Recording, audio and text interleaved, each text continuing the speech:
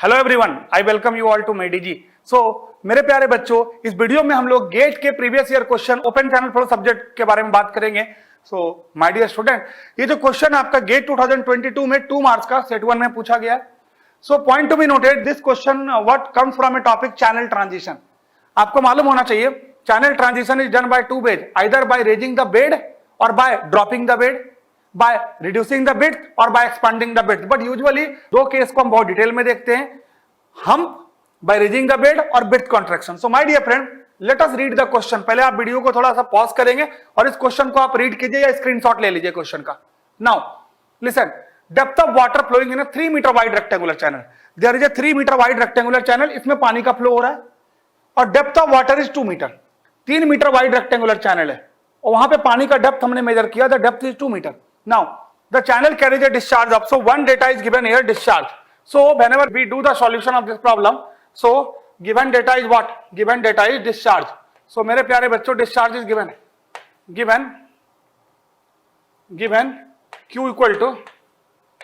Q equal to how much? 12 metre cube per second. Q की value जो है इस क्वेश्चन में हमारे पास दी गई है 12 metre cube per second. So, point to be noted here, given Q equal to 12 metre cube per second. G की value दे रखी है, पूछ रहा है what he is asking the bed width at contraction, मतलब समवेयर कॉन्ट्रैक्शन इज डन, मतलब width यहां ऐसा था केनाल का, now the width gets reduced, contraction हुआ है कहीं ना कहीं। लेकिन जहां पर भी कॉन्ट्रैक्शन हुआ, क्वेश्चन को मैं हाईलाइट करता हूं, which just cause the critical flow, जहां पे कॉन्ट्रैक्शन हुआ वहां पे फ्लो क्रिटिकल हो गया। तो माय डियर फ्रेंड, लेकिन कंडीशन ये भी है, हमसे बेड विड्थ पूछा है एट कॉन्ट्रैक्शन, जहां कॉन्ट्रैक्शन हुआ वहां बेड की विड्थ कितनी होगी, और वहां पे जहां पे कॉन्ट्रैक्शन हुआ at that location flow is critical. लेकिन the condition is that very important, without changing the upstream water level, upstream का वाटर लेवल चेंज नहीं होना चाहिए। इसका मतलब है कि अप स्ट्रीम कंडीशन अफेक्ट नहीं होना चाहिए, इसका मतलब है कि चोकिंग नहीं होना चाहिए, इसका मतलब है चोकिंग नहीं होना चाहिए। तो that width is called minimum width. तो minimum possible contracted width without affecting the upstream condition, without choking, ये हमसे पूछा गया क्वेश्चन में। Let us move forward. My dear friend, ये हमारे पास ये डायग्राम मैंने पहले से बना के रखा। Here the width is 3 metre. देखो विड्थ यहां 3 है और यहां पे विड्थ कॉन्ट्रैक्ट हो गया। विड्थ कहां से दिखेगा? विड्थ का कॉन्ट्रैक्शन आपको टॉप व्यू से दिखेगा। My dear friend, this is nothing, this is a top view, ये आपका टॉप व्यू है। Here the B1 is 3 metre, here B2 जो कि B मिनिमम के बराबर हो जाएगा, minimum contracted width without choking, B minimum के बराबर हो जाएगा। यही हमसे पूछा गया, this we have to find. और यहां पे डेप्थ जो है, जहां पे विड्थ B1 है वहां पे depth Y1 equal to 2 metre है। सर अब आपके दिमाग में क्वेश्चन आ रहा होगा, सर यहां पे पानी के साथ क्या होगा? It is the level of water at B1 at upstream. Sir downstream में पानी के लेवल के साथ क्या होगा? देखो ये हमारे क्वेश्चन में मैटर नहीं करता, बट आपको एक बेसिक आइडिया होना चाहिए। देखो डाउन स्ट्रीम में पानी या तो नीचे जाएगा, सर ये नीचे कब जाएगा? माय डियर फ्रेंड, अगर यहां पे अप स्ट्रीम में फ्लो सब क्रिटिकल होता है तो यहां पानी नीचे जाएगा। अगर अप स्ट्रीम में फ्लो सुपर क्रिटिकल होता है, ये कैसे पता करेंगे sir? On the basis of Froude number, हम FR1 निकालेंगे। अगर FR1 लेस देन 1 आता है तो यहां सब क्रिटिकल होगा, तो पानी का लेवल डाउन आता है। अगर FR1 ग्रेटर देन 1 आता है, अगर यहां पे सुपर क्रिटिकल आता है, तो उसमें पानी का लेवल अप होता है, पानी का लेवल अप जाएगा, तो लेवल ऑफ वाटर राइज होगा। तो दोनों में कोई एक ही होगा, दोनों नहीं होगा, या तो ग्रीन कलर होगा सुपर में, और अगर सब होता है तो ये पिंक कलर होगा। कुछ भी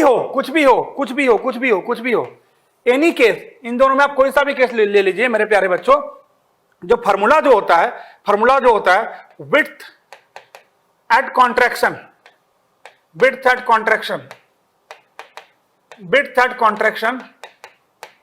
फॉर क्रिटिकल फ्लो, कुछ भी हो, यहां पे पानी का लेवल कैसा भी हो, लेकिन width at contraction for critical flow, और एक ही बात है, मिनिमम कॉन्ट्रैक्टेड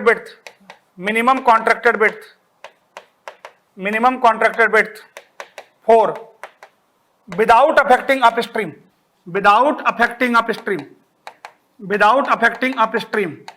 या विदाउट चोकिंग।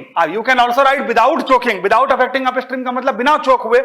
इसका एक बहुत स्टैंडर्ड फॉर्मूला होता है फॉर रेक्टेंगुलर चैनल, ये फॉर्मूला आपको मालूम होना चाहिए, that is called B minimum equal to मेरे प्यारे बच्चों, tell me, 27Q square by 8G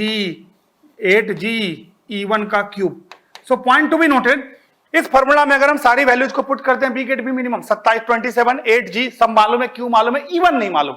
so here first we calculate E one. सबसे पहले हम लोग क्या करेंगे बच्चों, we calculate the value of E one. E one क्या होता है, specific energy, specific energy at upstream E one. So even can be calculated by y1 plus v1 square by 2g, but in this problem v1 is not given, v1 दिया नहीं है, v1 को हम discharge के term में convert कर लेंगे। सो कैसे करोगे बच्चों, y1 plus 1 by 2g, velocity is discharge square by area square. What is area square, v1 square into y1 square. Rectangle है, रेक्टेंगल का एरिया हो जाएगा v1 इंटू y1। सो अगर नहीं मालूम तो ऐसे देख लो, discharge is a1 v1, so discharge is a1 is b1 y1 into v1। तो ये मेरे प्यारे बच्चों, ये हमें E1 की वैल्यू हमें मालूम है।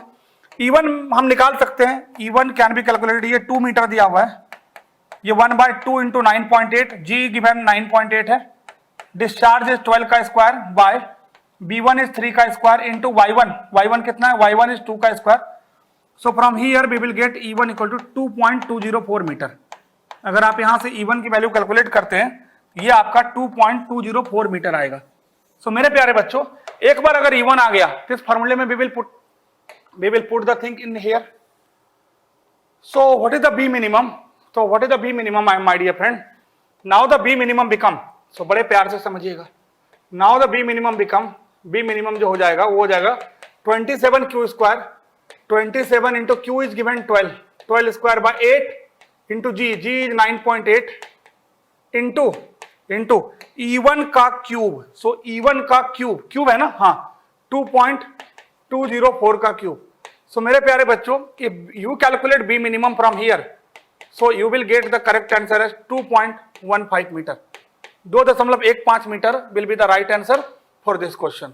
सो my dear student, this is a very simple question. ध्यान रखिएगा, इस क्वेश्चन को और भी डिफरेंट तरीके से सॉल्व किया जा सकता है, but it is the most simplest and most easiest method for solving this question. Already हम लोग इस क्वेश्चन को क्लासेस में भी डिस्कस करते हैं। सो इफ यू वांट, आपने क्वेश्चन का स्क्रीनशॉट तो ले ही लिया होगा। If you want you can take the